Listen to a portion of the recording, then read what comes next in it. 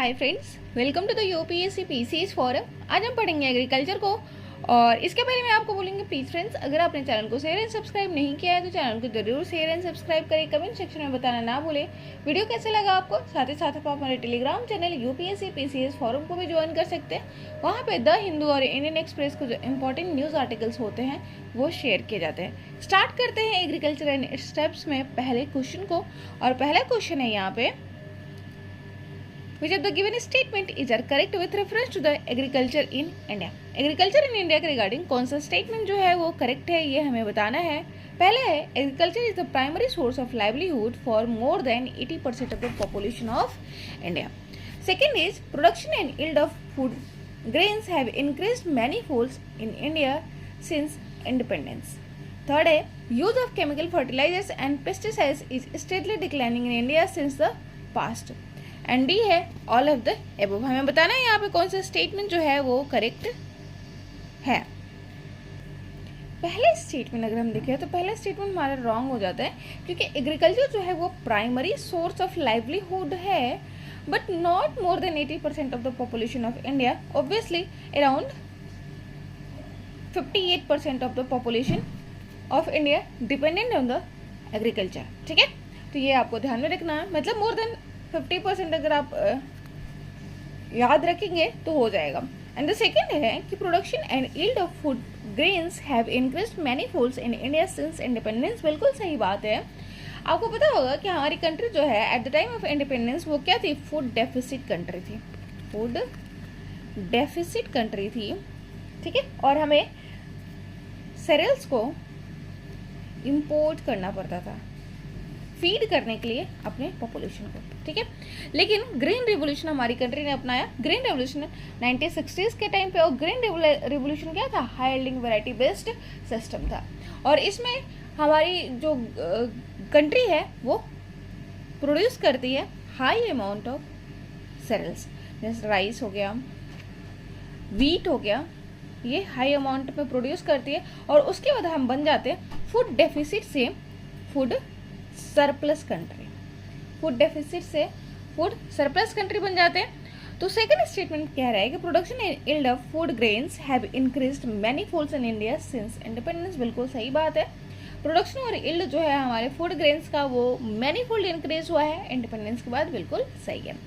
Third अगर देखें, use of chemical fertiliser and pesticides is steadily declining in India since the past. टिकट बिल्कुल गलत बात है कि केमिकल फर्टिलाइजर और पेस्टिसाइड जो स्टेडली डिक्लाइन नहीं हो रहा है। हाँ, ऑब्वियसली हम ऑर्गेनिक फार्मिंग को प्रमोट कर रहे हैं। ऑर्गेनिक फार्मिंग में पहला स्टेट आपको पता है सिक्किम है। लेकिन ये जो फर्टिलाइजर का यूज़ है, ऑर्गेनिक फार्मिंग का होता है जिसमें फर्टिलाइजर, केमिकल फर्टिलाइजर का यूज़ नहीं किया जाता है। लेकिन फर्टिलाइजर का यूज़ स्ट्रिक्टली अभी डिक्लाइन नहीं कर रहा है, ये आपको ध्यान में रखना है, ठीक है। तो ऑप्शन नंबर सेकंड हो जाएगा हमारा right answer. Option number B हो जाएगा राइट आंसर। एक बार एक्सप्लेनेशन में देखें तो after independence the immediate goal of the government was to increase the food grain production. तो इमीडिएट हमारा गोल था production of the food grains, और इसके लिए हम अपनाते हैं किस चीज़ को? हाई यील्ड वेराइटीज़ का कल्टीवेशन करना स्टार्ट करते हैं, ग्रीन रिवोल्यूशन को अपनाते हैं, ठीक है।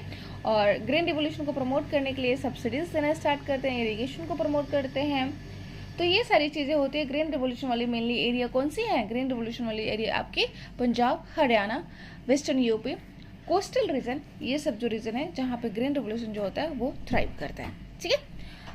Intensification of the cropping over already cultivated land and increasing cultivated area by bringing cultivation and fallow land under plough. Thus, the production and yield of food grains have increased many folds in India since independence. और agriculture जो है वो primary source of livelihood है for more then 58% of the population. और chemical fertiliser जो है वो steadily increase हुआ है। ग्रीन रिवोल्यूशन जो होता है, जो हाई यील्डिंग वैरायटी होता है, वो उसमें आपको फर्टिलाइजर की बहुत ज़्यादा ज़रूरत होती है, ठीक है। और उनको डाइल्यूट करने के लिए बहुत अमाउंट में वाटर का यूज़ होता है। और इसीलिए अगर रिपरकशन देखा जाए ग्रीन रिवोल्यूशन का, तो वो हमें देखने को मिलता है depletion of the ground water, जो अभी फेस कर रहा है पंजाब, हरियाणा, वेस्टर्न यूपी वाला रीजन, ठीक है। और इसी की वजह से वहाँ की जो सॉइल है उनकी फर्टिलिटी भी लूज हो रही है, सैलिनिटी इंक्रीज कर रही है। अब देखते हैं नेक्स्ट सेकेंड नंबर क्वेश्चन को। कैसे the following statement with reference to the Indian agriculture. Indian agriculture के रिगार्डिंग कौन सा स्टेटमेंट जो है यहाँ पे आपका करेक्ट स्टेटमेंट है। पहला अगर देखें तो पहला है हमारा कि irrigation covers only 20% of the cultivated area in India.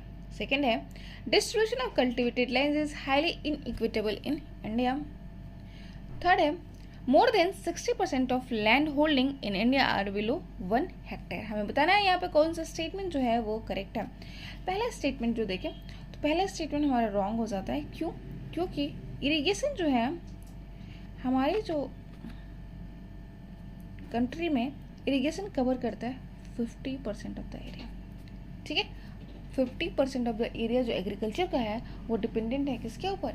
Agriculture, ये इरिगेशन के ऊपर। ठीक है, तो पहला स्टेटमेंट हमारा रॉन्ग हो जाता है। सेकेंड स्टेटमेंट देखिए कि distribution of cultivated land is highly inequitable. बिल्कुल सही बात है कि डिस्ट्रीब्यूशन जो है कल्टिवेटेड लैंड का हमारे इंडिया में काफ़ी इनइक्विटेबल रहा है। और हाई डिस्ट्रीब्यूशन आपको कहाँ देखने को मिला? पंजाब हरियाणा वाले जो रीजन में, वहाँ पे बड़े बड़े ज़मींदार देखने को मिलेंगे। और ये एक इम्पॉर्टेंट रीजन रहा है किस चीज़ के लिए? एग्रीकल्चर के थ्राइव करने के लिए इस रीजन में। ठीक है, जबकि आपको यूपी, ईस्टर्न यूपी, बिहार वाले जो रीजन में ना, वो मेनली बिहार में अगर हम देखा जाए तो मोर देन 80% जो फार्मर्स हैं वो कैसे फार्मर्स हैं? वो मार्जिनलाइज्ड और स्मॉल फार्मर हैं। ठीक है, तो ये आपको ध्यान देगा कि एग्रीकल्चर जो कल्टिवेटेड लैंड का डिस्ट्रीब्यूशन रहा है वो काफ़ी अनइवन रहा है, काफ़ी इनइक्विटेबल रहा है हमारे इंडिया में। थर्ड अगर देखें, more than 60% of land holding in India are below 1 hectare. ये भी बिल्कुल सही बात है कि मोर देन 60% जो लैंड होल्डिंग है इंडिया का वो बिलो 1 हेक्टेयर है। ठीक है, और ये इम्पॉर्टेंट रीज़न है किसके लिए? एग्रीकल्चर की प्रोडक्टिविटी को लूज़ करने के लिए, प्रोडक्टिविटी को लूज़ करने के लिए। और इसकी वजह से डिसगाइज्ड एम्प्लॉयमेंट जो है वो बढ़ता जा रहा है। ठीक है, ऑप्शन नंबर, और इसके अगेंस्ट में हम प्रमोट कर रहे हैं किस चीज़ को? कॉन्ट्रैक्ट फार्मिंग को प्रमोट कर रहे हैं, जिससे प्रोडक्टिविटी जो है हमारी सोइल्स की वो इंक्रीज हो जाए। ठीक है, तो यहाँ पे स्टेटमेंट अगर देखें तो पहले हमने देखा था रॉन्ग है, सेकंड और थर्ड जो है वो राइट आंसर है। ऑप्शन नंबर सी हो जाएगा right answer. Lack of implementation of the land reforms. Land reforms हमारे इंडिपेंडेंस के बाद वैसे तो लैंड रिफॉर्म्स को प्रमोट किया गया था, लेकिन इसका इम्प्लीमेंटेशन जो है वो बहुत अच्छे तरीके से नहीं हुआ था। और इसकी लैकिंग की वजह से क्या हुआ था? इसकी लैकिंग की वजह से हमारे इंडिया में बहुत सारे जो लैंड डिस्ट्रीब्यूशन है वो क्या रहा है? अनइक्विटेबल रहा है। ठीक है, has resulted in continuation of inequitous distribution of cultivated land which is detrimental to the agricultural development। और ये detrimental रहा है agricultural development के लिए। obviously लैंड डिस्ट्रीब्यूशन अगर इक्विटेबली होता है तो वो एग्रीकल्चर हमारी प्रोडक्टिविटी, प्रोडक्शन को इंक्रीज करता है, फार्मर्स के जो इनकम होता है उसको प्रमोट करने में हेल्प करता है। लेकिन लैंड डिस्ट्रीब्यूशन अनइवन की वजह से कुछ एरिया जो है वो थ्राइव कर रहा है और कुछ एरिया बस सस्टेन कर रहा है। ठीक है, in India the land holding are mostly fragmented. Land holding जो है वो फ्रैगमेंटेड है। 60% जो लैंड होल्डिंग है वो बिलो 1 हेक्टेयर है। ठीक है, और इरिगेशन को कवर करता है more than 50% of the cultivated area is in India. और इरिगेशन का मोस्ट ग्राउंड वाटर सोर्स जो है वो इम्पोर्टेंट सोर्स है इरिगेशन का इंडिया में। ठीक है, इंडिया जो वर्ल्ड में one of the largest ground water user है in terms of the irrigation of the cultivated field. Third number question देखिए, तो थर्ड नंबर क्वेश्चन है जब the given statement are correct with reference to the dry land farming. Dry land farming regarding कौन सा statement जो है वो correct है? This type of farming is practised in India in region having annual rainfall more than 100 centimetre. यहाँ पे मोर than 100 centimetre दिखा रहा है, इससे ही पता चल रहा है कि मोर देन 100 सेंटीमीटर होता तो ये ड्राई लैंड फार्मिंग कैसे हो जाता है? ड्राई लैंड फार्मिंग कहाँ पे होती है?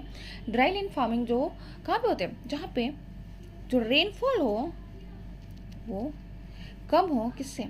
75 सेंटीमीटर से, और जहाँ पे इवेपो ट्रांसपिरेशन जो है वो ज़्यादा हो रेनफॉल से, तो वहाँ पे किस टाइप की फार्मिंग होती है, वहाँ पे ड्राई लैंड टाइप फार्मिंग होती है। सेकेंड स्टेटमेंट अगर हम देखें तो सेकेंड स्टेटमेंट है rice, jute, sugar cane are commonly grown in dry land farming. गलत। राइस आपको पता है वाटर इंटेंसिव क्रॉप होता है, जूट तो बिल्कुल वाटर इंटेंसिव रीजन में होता है, और ये इसके लिए क्या ज़रूरत होता है, एलुवियल सॉइल्स की, जो न्यू एलुवियल सॉइल्स की ज़रूरत होती है। न्यू एलुवियल सॉइल जिसको हम खादर सॉइल भी कहते हैं। तो जूट का कल्टीवेशन के लिए हमें न्यू एलुवियल सॉइल की जरूरत होती है, और ये मेनली कहाँ पे इसका कल्टीवेशन होता है, इसका कल्टीवेशन हम होता है ओडिशा, वेस्ट बंगाल और बिहार वाला, ईस्टर्न बिहार वाला जो रीजन है वहाँ पर देखने को मिलता है। शुगर केन भैया आपको पता है कि वहाँ उसके लिए ये वाटर इंटेंसिव क्रॉप होता है, तो वाटर अगर इंटेंसिव क्रॉप है तो इसका मतलब क्या हुआ कि ये ड्राई लैंड फार्मिंग नहीं होगा। ठीक है। थर्ड अगर देखें तो in this type of farming the focus is more on rain water harvesting, conserving soil moisture. और तो ड्राई लैंड फार्मिंग मेनली किस चीज़ पर, रेन वाटर हार्वेस्टिंग के ऊपर ये प्रमोट करते हैं। देखा था हमने पिछले क्लास में रेन वाटर हार्वेस्टिंग का तरीका अलग अलग जगह पे अलग अलग तरीके का होता है। जैसे राजस्थान में हमने देखा था जोहड़ एक जल मंदिर भी होता है, रेन वाटर हार्वेस्टिंग, जिसमें हम रेन को क्या करते हैं, रेन वाटर जो होता है उसमें को हम कंजर्व करते हैं। ठीक है। जल मंदिर होता है, आहार पाइन्स होता है, bamboo irrigation system, bamboo system होता है जहाँ पे हम रेन वाटर हार्वेस्टिंग सिस्टम करते हैं। ठीक है। ये सब रेन वाटर हार्वेस्टिंग का तरीका है, और कंजर्व करते हैं हम सोइल मॉइस्चर को। तो ऑप्शन नंबर सी हो जाएगा हमारा राइट आंसर। एक बार एक्सप्लेनेशन में देख लेते हैं। तो in India the dry land farming is largely confined to the region having annual rainfall less than 75 centimetre. तो एनुअल रेनफॉल जहाँ पे कितना होता है, लेस देन 75 सेंटीमीटर होता है, और ये मेनली आपको कहाँ पे देखने मिलेगा, मेनली एरिड और सेमी एरिड वाले रीजन में देखने को मिलेगा, north western part of the Rajasthan, Gujarat वाले एरिया में देखने को मिलेगा। The region grow drought resistant crop, और ये रीजन जो है वो किस टाइप का, सेंट्रल इंडिया वाला पार्ट भी है जहाँ पे आपको ड्राई लैंड फार्मिंग देखने को मिलता है। This region grow drought resistant crop such as ragi, bajra, moong, gram, guar and practice various measures of soil moisture conservation and rain water harvesting. तो ऐसे रीजन में हम मेनली मिलेट्स को ग्रो करते हैं। ठीक है। एक चीज़ ध्यान में रखेंगे कि अभी इंटरनेशनल ईयर ऑफ मिलेट्स मनाया गया कब, 2023 में यूएन ने डिक्लेयर किया था इंटरनेशनल ईयर ऑफ मिलेट्स 2023 में। और G20 का मीटिंग हुआ था, 18 समिट जो था जिसको दिल्ली डिक्लेरेशन भी कहते हैं, 2023 में इंडिया जो है इसको हेड किया था। तो उसमें भी मिलेट्स को काफ़ी प्रमोट किया गया था। मिलेट्स को हम श्री अन्न भी कहते हैं, श्री अन्न भी कहते हैं, ये भी ध्यान में रखना। और ये काफ़ी न्यूट्रिशियस ग्रेन्स होते हैं जो हेल्प करते हैं, इसका जो ग्लाइसेमिक इंडेक्स जो होता है वो लो होता है, जो कि हेल्पफुल होता है किस में, जो डायबिटिक पेशेंट्स होते हैं उनके लिए। ठीक है। तो ये सब आपको ध्यान में रखना है, एग्जाम में पूछा जा सकता है कौन कौन से होते हैं, जैसे हो गया रागी, बाजरा, ये सब जो है आपके मिलेट्स हैं। मूंग हो गया, ग्राम, ये मिलेट्स नहीं है, मूंग आपके क्या जो पल्सेस हो गया, ग्राम पल्सेस होगा, गुआर हो गया, ये सब जो है वो कहाँ पे प्रैक्टिस किए जाते हैं, जो ड्राई लैंड फार्मिंग होती है वहाँ पे। नेक्स्ट क्वेश्चन अगर देखें तो नेक्स्ट क्वेश्चन कहता है, इसमें और एक्सप्लेनेशन है कि dry land farming is practice in India in the region having annual rainfall more than 75 centimetre, not 100 centimetre. तो जहाँ पे एनुअल रेनफॉल जो है वो लेस देन होनी चाहिए, एक्चुअली 75 सेंटीमीटर, वहाँ पे ड्राई लैंड फार्मिंग होता है। मोर देन 75 सेंटीमीटर होता है। This region grow drought resistant crops such as ragi, bajra, moong, gram, guar, not crops like rice, jute and sugar cane need more water. यहाँ पे आपका यहाँ पे हो जाएगा लेस देन 75 सेंटीमीटर। ठीक है। तो उसको हम बोलते हैं ड्राई लैंड फार्मिंग। ठीक है। राइस, जूट, शुगर कैन जो है वो वाटर इंटेंसिव क्रॉप होते हैं। फोर्थ नंबर क्वेश्चन देखिए, wetland farming is likely more to be practice in India which of the following region of India. तो वेटलैंड फार्मिंग आपको कहाँ पे देखने को मिलता है, eastern Rajasthan, Assam valley, windward side of the Western Ghat, southern Gujarat. तो वेटलैंड फार्मिंग आपको कहाँ देखने को मिलेगा, वेटलैंड फार्मिंग जो है वो देखने को मिलेगा वो विंडवर्ड साइड जो है आपको पता है कि कोई भी माउंटेन्स जो होते हैं, जो वेस्टर्न घाट है, तो जहाँ पे रेनफॉल जो है, आपको पता है अभी क्या चल रहा है, मानसून का सीजन चल रहा है, और मानसून जो है जब अरेबियन सी से आती है तो सबसे पहले कहाँ पे टकराती है, वेस्टर्न घाट पे। और वेस्टर्न घाट की जो विंडवर्ड साइड है, विंडवर्ड साइड में आती है, और ये फिर विंडवर्ड साइड में ऊपर जाती है और कंडेंस होकर फॉर्म करती है रेनफॉल को, और ये हो गया आपका लीवर साइड, जिसको रेन शैडो जोन भी कहते हैं। ठीक है, तो विंडवर्ड साइड में आपको बहुत सारे वेटलैंड्स देखने को मिलेंगे, क्योंकि यहाँ पे रेनफॉल काफ़ी अच्छा होता है, और वेटलैंड यहाँ पे देखने को मिलेंगे। तो ये क्या प्रमोट करता है, किस चीज़ में हेल्प करता है, प्रैक्टिस ऑफ द फार्मिंग को। ठीक है, तो ऑप्शन नंबर सी हो जाएगा हमारा right answer, windward side of the Western Ghat. Option number C हो जाएगा right answer. Due to heavy rainfall on the windward side of the Western Ghat, this region remains wet, that is why there is a wetland agriculture here. In wetland farming, the rainfall is in excess of soil moisture requirement of plants during rainy season. Such region may face floods and soil erosion. हर आर्स बिल्कुल वहाँ पे अगर बहुत ज़्यादा amount में rainfall होगा तो वो किस चीज़ को फेस कर सकता है, फ्लड्स को, वाटर का, मतलब वाटर के थ्रू फ्लैश इरोजन होता है, किसका, सॉइल का इरोजन भी होता है फ्लैश फ्लड्स की वजह से।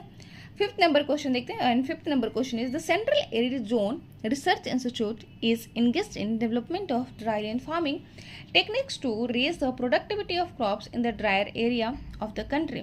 The headquarter of काजरी is located at which of the following places? तो central arid zone research institute जो है वो किस चीज़ में हेल्प करता है, वो हेल्प करता है ड्राईलैंड फार्मिंग को और प्रोडक्टिविटी को इंक्रीज करने में हेल्प करता है। तो वो इसका जो हेड क्वार्टर है काजरी का, वो हमें कहाँ देखने को मिलता है। तो एक चीज़ आप ध्यान में रख सकते हैं, यहाँ पर तो आप न्यू दिल्ली और भोपाल को कट कर सकते हैं, क्योंकि कहीं ना कहीं यहाँ पे बात किया जा रहा है ड्राईलैंड फार्मिंग को। ठीक है, ड्राईलैंड फार्मिंग का, और ड्राईलैंड फार्मिंग जो है होता है इंडिया के कौन से पार्ट में, नॉर्थ वेस्टर्न पार्ट में होता है, मेनली राजस्थान और गुजरात वाले रीजन में होता है। तो जोधपुर और जयपुर में आपको कन्फ्यूजन हो सकता है, लेकिन इसका हेड क्वार्टर जो है वो आपका जोधपुर है। तो central arid zone research institute जो है, जो इंगेस्ट होता है डेवलपमेंट ऑफ ड्राईलैंड फार्मिंग का, उसका जो हेड क्वार्टर है वो कहाँ पे है, वो है जोधपुर, जो आपको कहाँ देखने को मिलेगा, राजस्थान में। नेक्स्ट क्वेश्चन देखते हैं, 6 नंबर क्वेश्चन है हमारा, विच of the following list correctly and choose the correct code. Shifting cultivation का नाम दिया हुआ है और रीजन दिया हुआ है। पूछा जा सकता है डायरेक्टली एग्जाम में कि मतलब ये कैसा कल्टीवेशन है और इसका कौन से रीजन में कौन से नाम से जाना जाता है। ठीक है, जैसे कि कुरुआ हो गया, बेवार हो गया, पेंडा, ब्रिंगा, वोल्टेयर, राजस्थान, आंध्र प्रदेश, मध्य प्रदेश, उड़ीसा, झारखंड। ध्यान रखेंगे कि शिफ्टिंग कल्टीवेशन कहते हैं किसको, शिफ्टिंग कल्टीवेशन कहते हैं किसको। तो शिफ्टिंग कल्टीवेशन का वो प्रोसेस होता है जिसमें कल्टीवेशन एक रीजन में किया जाता है, फिर यहाँ की जैसे ही मतलब यहाँ पे कल्टीवेट किया जाता है, सॉइल जिसकी फर्टिलिटी जैसे ही लूज होने लगती है तो दूसरी जगह का जो फॉरेस्ट होता है उसको कट करके फिर वहाँ पे कल्टीवेशन किया जाता है। फिर 2-3 साल के बाद जैसे ही ये रीगेन करती है अपने फर्टिलिटी को, तो फिर यहाँ पे इसका जो कल्टीवेशन किया जाता है ग्रेन्स को, फिर यहाँ पे किया जाता है। तो इस प्रोसेस को हम शिफ्टिंग कल्टीवेशन कहते हैं। पहले तो जो सॉइल होती थी वो अपनी फर्टिलिटी को अच्छे से रीगेन कर लेती थी, क्योंकि पॉपुलेशन जो होती थी वो कम होती थी। लेकिन जो इसकी फ्रीक्वेंसी है कल्टीवेशन की कि 2-3 साल में ही जो कल्टीवेटर हैं वो रिटर्न हो जाते हैं, और इसकी वजह से जो प्रोडक्टिविटी होती है वो काफ़ी डिप्राइव होती है, प्रोडक्टिविटी काफ़ी कम होती है, क्योंकि सॉइल जो है अपने फर्टिलिटी को रीगेन इतनी जल्दी नहीं कर पाती है। ठीक है, तो हमें यहाँ बताना है कि कौन सा शिफ्टिंग कल्टीवेशन का नाम जो है कहाँ पे किसको कहा जाता है। तो कुरुआ है, बेवार है, पेंडा है, ब्रिंगा है, वोल्टर है। कुरुआ जो है वो कहाँ पे कहा जाता है, कुरुआ जो है वो झारखंड में कहा जाता है। कुरुआ झारखंड में। बेवार जो है, बेवार होता है मध्य प्रदेश में। पेंडा आंध्र प्रदेश में। पेंडा भी होता है, पोडू भी होता है। पोडू भी शिफ्टिंग कल्टीवेशन का ही नाम है, ध्यान रखेंगे। ब्रिंगा जो है वो कहाँ पे होता है, ब्रिंगा उड़ीसा में, एंड वॉल्टर जो होता है वो राजस्थान में।